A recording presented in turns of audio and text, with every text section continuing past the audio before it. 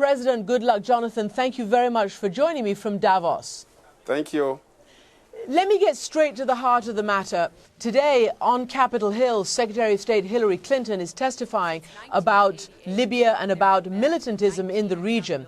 And she identified Boko Haram as the biggest threat to one of the most important countries, namely your own. Do you see Boko Haram as a major existential threat to Nigeria right now?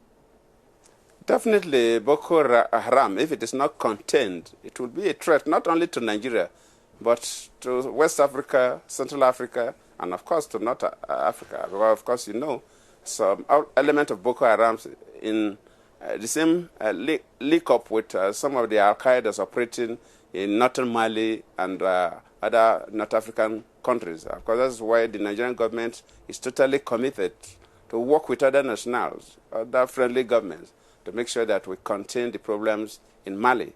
Because, as you rightly said, the issue of Libya tried to create more problems in the sub-region. Because when Gaddafi was dethroned and a number of fighters looted the weapons, these weapons enter into the hands of non-state actors, and they are being used for criminal activities. We have seen what has happened. You mentioned Mali, you mentioned Algeria. Is Nigeria prepared in case there is a terrorist attack like we just saw in Algeria on a natural gas or an oil facility? Again, you are the most significant exporter in the region. Yes, of course. What happened in Algeria is quite unfortunate. And that's why all the governments have been working day and night to make sure that we prevent such excesses. Do you believe that Boko Haram is just a security threat for you? Or, as some others believe, that it is also about resisting misrule and corruption, and that there needs to be a different or an additional way of dealing with it other than just military? No. Boko Haram is not as a result of misrule, definitely not. And sometimes people feel that it's a result of poverty, definitely not. Boko Haram is a local terror group, and we call on the rest of the world to work with us. Because now we are talking about Algeria. We are talking about northern Mali. And our belief is that if you allow terror to exist in any part of the world, it will not just affect that country or that state, but it will affect the rest of the globe. And we should not play politics with Boko Haram. Mr. President, the United States believes that the security forces in Nigeria are driving more people into the arms of Boko Haram. And one NGO at least is quoted as saying that by what they quote as indiscriminate security measures, heavy-handed crackdowns that round up thousands of people, whether they're civilians and children, people who've got nothing to do with Boko Haram.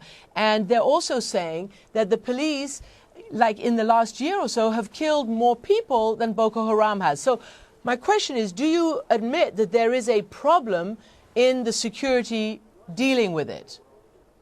That is not correct. That is not correct. And I've said it severally. Those are insinuations by some interest group.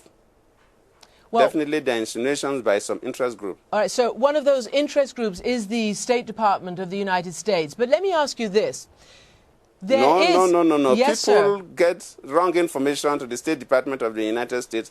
The State Department of the United States, they have the means of knowing the truth. They should try and filter the truth. Well, sir, let me just say... They should not just listen to some people who have access to them, but they have means of knowing the truth.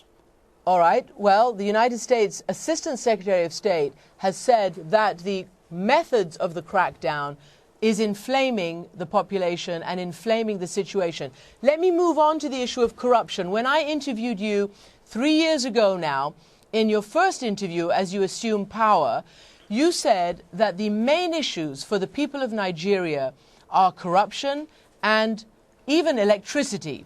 Power, you talked about. Well, today, those are still the same issues.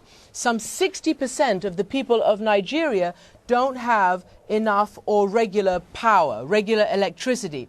There are constantly shortages and outages. 3 years later, what do you have to say about that?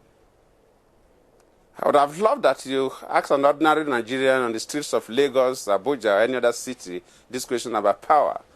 That is one area that Nigerians are quite pleased with the government, that our commitment to improve power is working. So if you are saying something different, I'm really surprised. That is one area that even civil society members agree that government has kept faith with its promise. So what should I tell the people who keep contacting us and saying they hope they have electricity just to be able to watch this interview on their televisions? Clearly, it is still a big problem. Is it still a big problem despite, you say, the progress that you say you've made?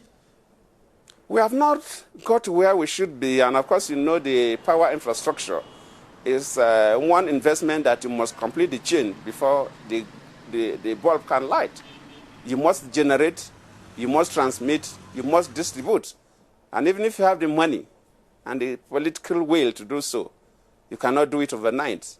And we're working very hard. And I promise you that before the end of this year, power will be really reasonably stable in Nigeria. This is something that has been a problem for years. For years. So you cannot correct it overnight. It takes time, even if you have the money. I'm sure that'll be a relief. Obviously, you do sit atop massive reserves of natural gas. And that leads me to the whole issue of corruption, which you say you're trying to tackle. And when people look at Nigeria and see all your wealth, they say, oh my goodness, this is a country that is stealing and bleeding itself dry. Even your own minister, your Minister of Finance, has talked about, you know, just this past April, perhaps 400,000 barrels of oil a day simply being stolen, simply disappearing without any account.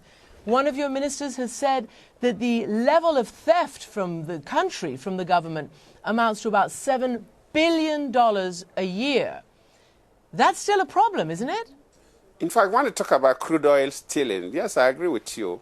Frankly speaking, we want the international community to support Nigeria, because this stolen crude is being bought by refineries abroad. And they know the crude oil was stolen. The world must condemn what is wrong. The stolen crude is refined abroad. It's not refined in Nigeria. President Goodluck Jonathan, thank you very much for joining me. Thank you.